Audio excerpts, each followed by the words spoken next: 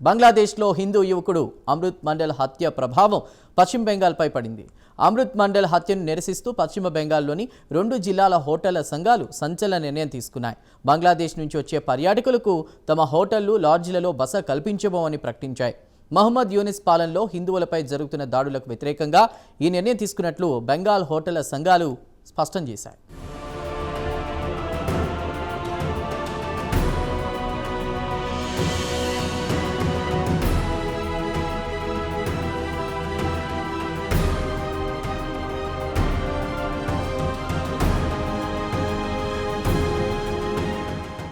బంగ్లాదేశ్ సామాజిక పరిస్థితులు దారుణంగా తయారయ్యాయి. మైనార్టీలుగా ఉన్న హిందువులపై దాడులు కొనసాగుతున్నాయి. దీపు చంద్రదాస్ మోక హత్య ఘటన మర్చిపోకముందే మరో హిందూ యువకుడు ఉగ్రమూకల చేతిలో ప్రాణాలు కోల్పోయాడు. మృతుడిని అమృత్ మండల్ అలియాస్ సామ్రాట్గా గుర్తించారు. రాజ్బరి జిల్లా పాంక్షా ఉపజిల్లాలోని హోసైన్ డాంగా ఓల్డ్ మార్కెట్లో అమృత్ మండల్ హత్య జరిగింది.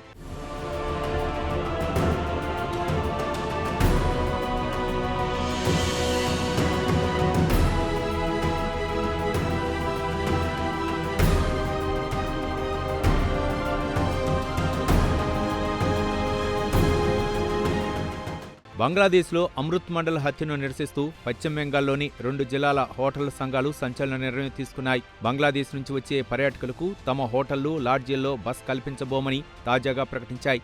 మహమ్మద్ యూనస్ పాలనలో మైనార్టీలపై జరుగుతున్న దాడులకు వ్యతిరేకంగా ఈ నిర్ణయం తీసుకున్నట్లు స్పష్టం చేశాయి.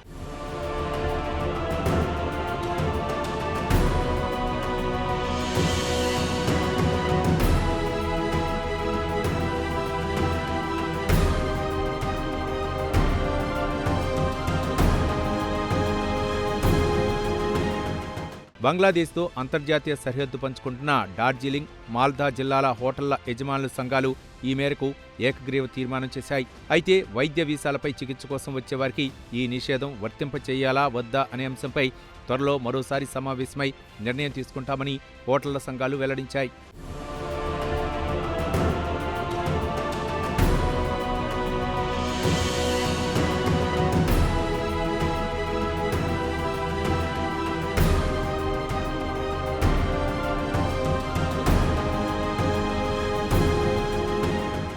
అయితే డార్జిలింగ్ జిల్లాలోని సిలిగురి హోటలియర్స్ వెల్ఫేర్ అసోసియేషన్ ఈ విషయంలో మరింత కఠినంగా వ్యవహరించింది. వైద్య, విద్యార్థి వీసాలపై వచ్చే బంగ్లాదేశీయులకు కూడా ఈ నిషేధం వర్తిస్తుందని ఆ సంఘం కార్యదర్శి ఉజ్వల్ ఘోష్ స్పష్టం చేశారు. సిలిగురి కారిడార్ను కించపరిచేలా బంగ్లాదేశ్ నేతలు వ్యాఖ్యలు చేయడం, అలాగే హిందూ మైనార్టీలపై దాడులు తీవ్రస్థాయికి చేరటం తమకు ఎంతమాత్రం ఆమోదయోగ్యం కాదని ఉజ్వల్ ఘోష్ పేర్కొన్నారు. కాగా ఈ 2 సంఘాల నిర్ణయానికి స్థానిక ఛాంబర్ ఆఫ్ కామర్స్ కూడా మద్దతు ప్రకటించింది.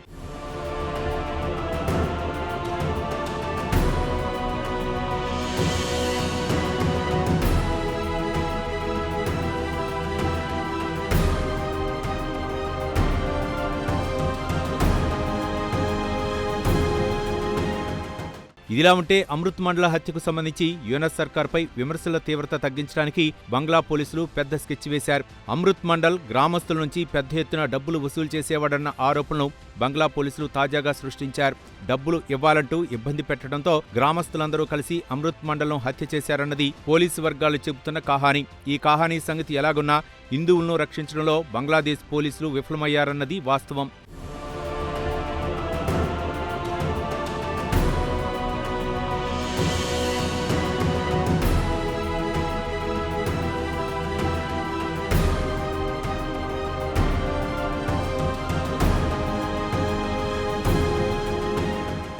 కాగా హిందువులపై దాడులు వెనుక ఇస్లామిక్ తీవ్రవాదులు ఉన్న విషయం అందరికీ తెలిసిందే. ఇదిలా ఉంటే షేక్ హసీనా హయాంలో ఇస్లామిక్ తీవ్రవాదులు అదుపులో ఉండేవారు. ప్రధానంగా జమాత్-ఏ ఇస్లామిక్ సంస్థను షేక్ హసీనా ప్రభుత్వం బాగా కట్టడి చేయగలిగింది. శాంతి భద్రతలు పూర్తిగా అదుపులో ఉండేవి. వీటన్నిటికీ మించి హిందువులకు 100% రక్షణ ఉండేది. అయితే విద్యార్థుల ఉద్యమం నేపథ్యంలో కిందటేడాది షేక్ హసీనా ప్రధాని పదవికి రాజీనామా చేసి భారత్కు శరణార్థిగా వచ్చిన సంగతి తెలిసిందే. అప్పటినుంచి బంగ్లాదేశ్లో హిందువులకు రక్షణ లేకుండా పోయింది. ఏది ఏమైనా బంగ్లాదేశ్లో హిందువులకు రక్షణ లేకుండా పోయిందన్నది వాస్తవం.